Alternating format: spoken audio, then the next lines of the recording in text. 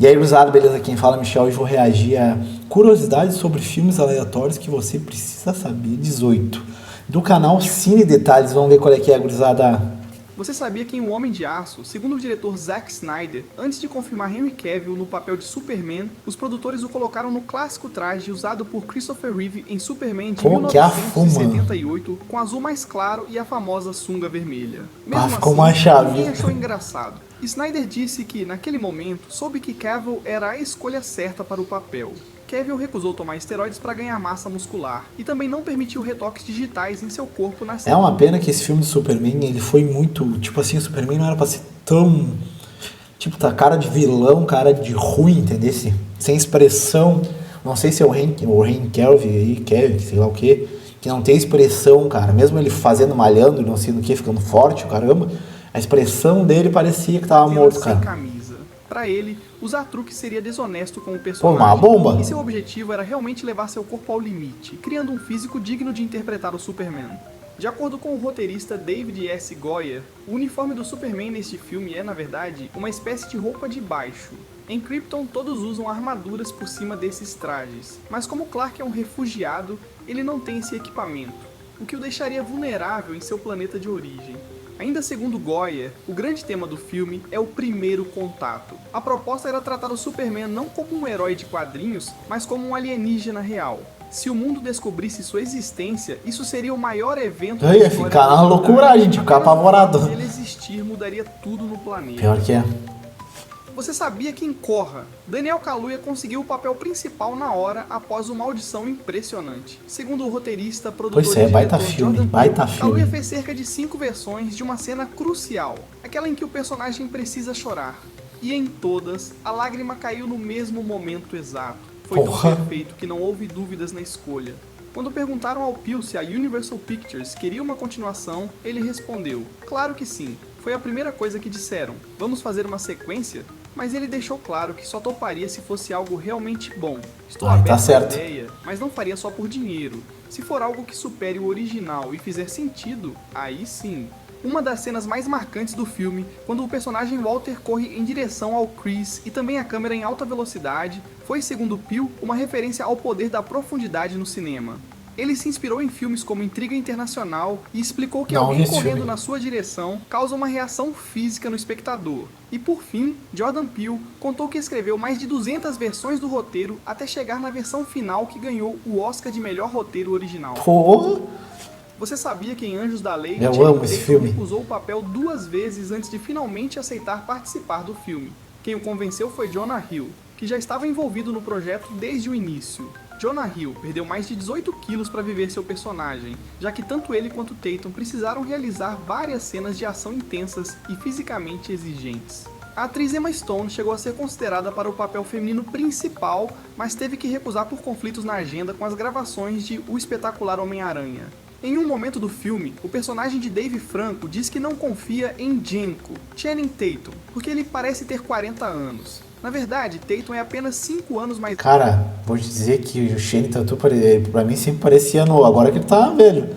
Mas, cara, pra mim, ele parecia nos filmes sempre novo, cara. Sempre. Velho que Franco.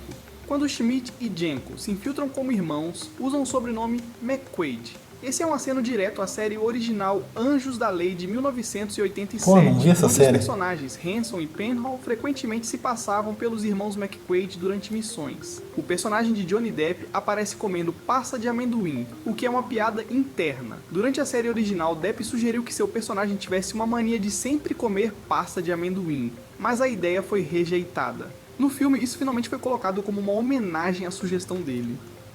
Você sabia que em Homem-Aranha 2, na cena filmaço, cara. Por volta dos 24 minutos, quem fez a acrobacia foi o próprio Tobey Maguire. Um dublê também gravou a cena, mas o diretor Sam Raimi achou que a performance de Tobey ficou mais natural. E foi essa que entrou no filme. A icônica luta sobre o trem entre o Dr. Octopus e o Homem-Aranha foi ideia do próprio Sam Raimi, e foi a primeira grande sequência de ação a ser gravada. O uniforme do herói foi discretamente atualizado em relação ao primeiro filme.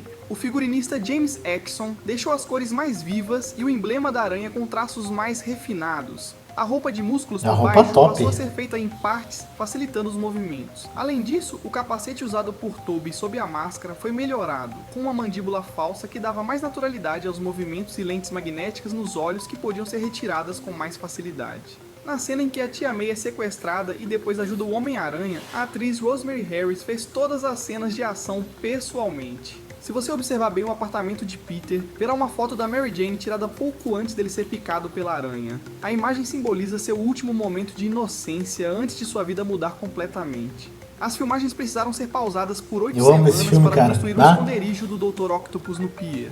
Ao todo, foram 15 semanas de trabalho só nesse cenário, que inclusive desaba na cena final. E falando no desfecho do filme, a cena final levou 8 dias inteiros para ser filmada. Você sabia que em O Grande Truque, o truque da gaiola de passarinho que desaparece nas mãos foi realmente criado e realizado com sucesso por muitos anos pelo mágico Harry Blackstone. E seu filho, Harry Blackstone Jr., também apresentou a ilusão com maestria durante bastante tempo. David Bowie inicialmente recusou o papel de Nikola Tesla, mas o diretor Christopher Nolan fez questão de viajar pessoalmente para conversar com o músico. Nolan disse a Bowie que só conseguia imaginar ele interpretando Tesla, pois sua personalidade grandiosa tornaria crível a ideia de Tesla construir uma máquina de clonagem. Ao ouvir isso, Bowie mudou de ideia e aceitou. Esse filme aí mexe com a cabeça do cara. O Grande Truque é o único filme que Christian Bale e Christopher Nolan fizeram juntos que não faz parte da trilogia Batman. Em uma entrevista de 2018, Bale foi questionado se trabalharia novamente com Nolan e respondeu que adoraria, mas que a decisão caberia ao diretor, já que Nolan poderia ter dificuldade em vê-lo em outro papel que não fosse Bruce Wayne. Ele também deixou claro que se algum dia trabalhassem juntos de novo, não seria mais um filme do Batman, pois os dois haviam combinado que, após concluírem a trilogia, encerrariam a história do personagem, por acreditarem que ela já estava completa. Você sabia que em Fragmentado, outro filmão. Declarou que filmar esse filme foi o maior desafio de toda a sua carreira como diretor. Para evitar vazamentos, a cena final não foi incluída no roteiro principal e também ficou fora das exibições teste. James McAvoy quebrou a mão durante as gravações. Ele contou: Eu tinha que socar uma porta fora da câmera só para entrar na cena com adrenalina. Havia uma parte acolchoada da porta que eu socava algumas vezes antes de gravar, mas o resto era de metal. Acabei errando a parte certa e bati no metal. Quebrei a mão, fiquei branco como papel, mas continuei a cena meio em choque. Quase no fim do filme, há uma cena que mostra 23 escovas de dente, uma para cada personalidade do personagem Kevin. E nos créditos finais, os nomes são exibidos 24 vezes, em referência à personalidade adicional. Pô, que xarope!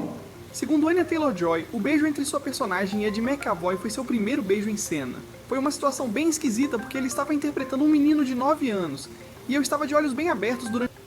Você sabe que em Kick-Ass, Quebrando Tudo, Nicolas Cage se inspirou na atuação de Adam West, o Batman da série clássica dos anos 60, para criar os trejeitos e a maneira de falar do personagem. Kick-Ass é muito bom, mano. Segundo o diretor Matthew Vaughn, Cage começou a interpretar o personagem com aquele estilo durante a prova do figurino, e o diretor curtiu tanto que manteve a ideia no filme. Cara, Kick-Ass tinha que ter o 3, cara, do Kick-Ass, cara. Tinha que ter o 3, mano. Especialmente por estar incomodado com a voz rouca usada por Christian Bale na trilogia do Batman.